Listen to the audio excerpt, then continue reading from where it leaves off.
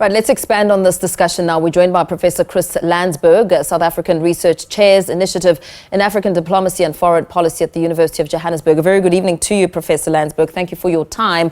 We listened just now to U.S. Ambassador to South Africa, Ruben Brigady, saying that the differing positions in the Israel-Gaza war have not affected bilateral relations between Washington and Pretoria. How do we then begin to assess that impact?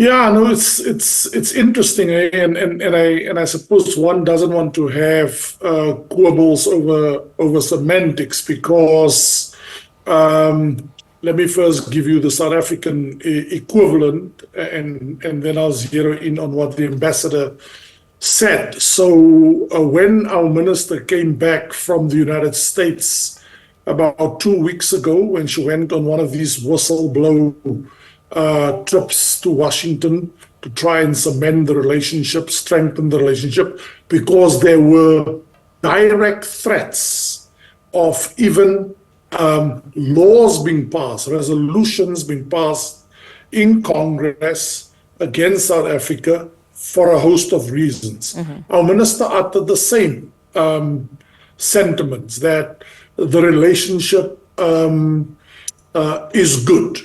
What the ambassador failed to say is he says it hasn't affected the relationship, the ICJ matter. Well, he didn't mention ICJ, but Israeli-Gaza, it hasn't affected it at all. I suppose the question we have to ask is this the strongest the relationship could be? Question, absolutely no. Mm-hmm. Has there been a downgrade in the relationship? Absolutely yes. Is America irritated with South Africa? Yes, to the point that there are at least two resolutions on Congress's desk at the moment. Resolution 145 to punish South Africa for being friends with America's enemies. And the latest one, the U.S.-South Africa Bilateral Relations Review Act. So what I would say to you is that at the diplomatic level, they continue to talk, they continue to interact.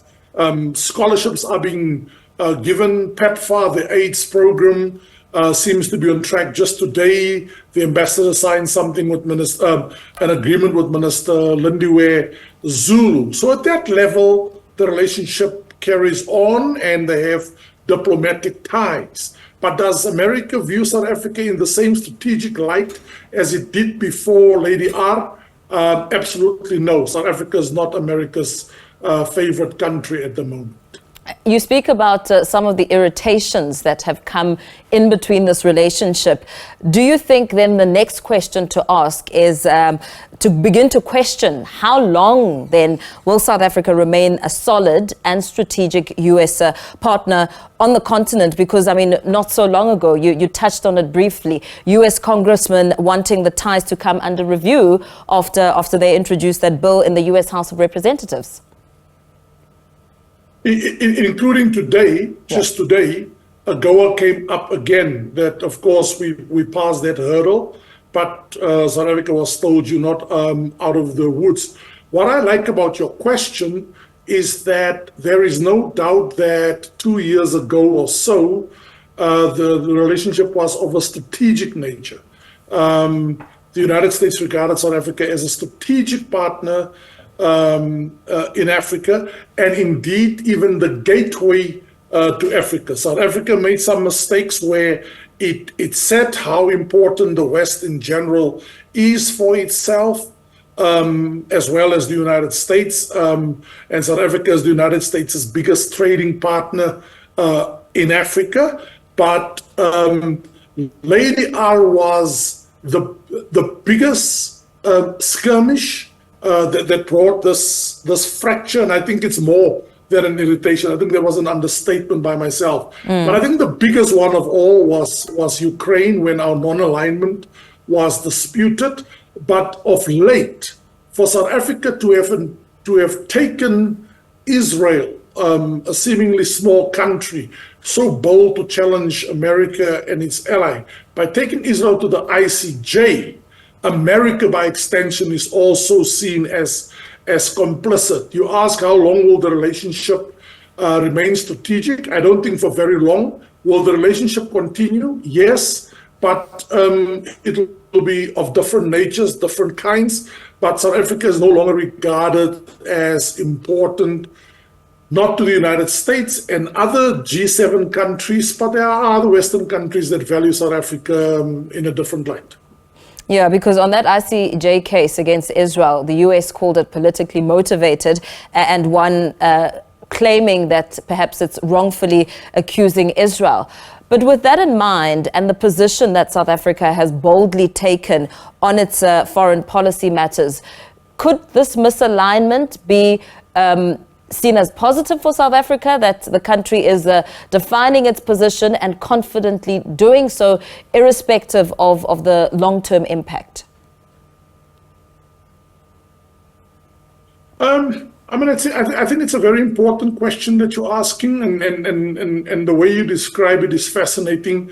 The misalignment, there's definitely a misalignment between America and South Africa. There is a misalignment. I think there's a huge emphasis on South Africa. If you want to talk South African interests, there's a huge emphasis on South Africa because the fork in the road really came with Lady R. And if there's one thing positive that came after what I called the rogue actions of Ambassador Bikati, is that it forced South Africa to go to the drawing board, look itself in the mirror, ask tough questions about what it really stands for, and take those decisions. There's much more clarity in South Africa's foreign policy. South Africa now has to decide how it's going to patch up its relations with the US while continuing to have relations with countries like Iran. The emphasis is on us. But will South Africa join the Western liberal order fray as hoped for by President Biden? I'm afraid not. But you know, there's just one final point I'd like to make. There's a very important event that's, of course, happening in this country on the 29th of May. Yeah. And then in November, America will have a similar event.